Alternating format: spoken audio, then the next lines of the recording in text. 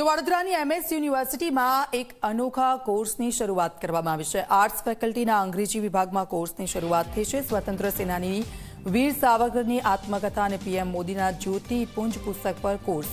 BAના 63 વિદ્યાર્થીઓએ લીધું કોર્સમાં એડમિશન। PM મોદીના મન કી બાતના એપિસોડમાં પણ તેનો સમાવેશ કરવામાં આવ્યો છે।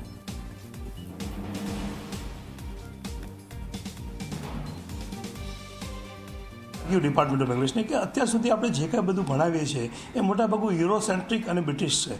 તો આ પેપરમાં આપણે ભારત વિશેની વાત થઈ હોય અને Bharat as a country right એમાં અલગ અલગ વિચારકોએ જે વાત કરી હોય એટલા માટે મેં ખાસ પેપર બનાવ્યું analysing and understanding non fictional pros of Bharat.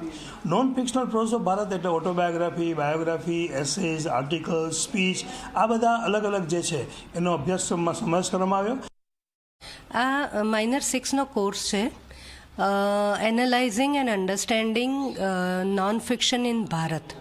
હવે સ્પેસિફિકલી અમે ટાઇટલમાં ભારત રાખ્યું છે કારણ કે નોન ફિક્શન અમે બીજા બધા બ્રિટિશ કન્ટ્રીઝના ને બધા ભણાવતા હતા, પણ ભારતના નોન ફિક્શનને કમ્પ્લીટલી આખું પેપર ડિવોટ કર્યું એવું અમે પહેલી વાર કર્યું છે। જે હાલમાં એડમિશન 63 જેટલા વિદ્યાર્થીઓએ હાલમાં આ કોર્સમાં એડમિશન લીધું છે। હજી હાલના જ ચાલુ કર્યો છે અને વિદ્યાર્થીઓ 63 જેટલા વિદ્યાર્થીઓ ઇન્ટરેસ્ટ બતાવ્યો છે। એટલે જો આ કોર્સ આગળ કન્ટિન્યુ રહેવાનો છે તો એનામાં ધીરે ધીરે કેટલા બધા વિદ્યાર્થીઓ આ વિષયમાં એડમિશન લેશે।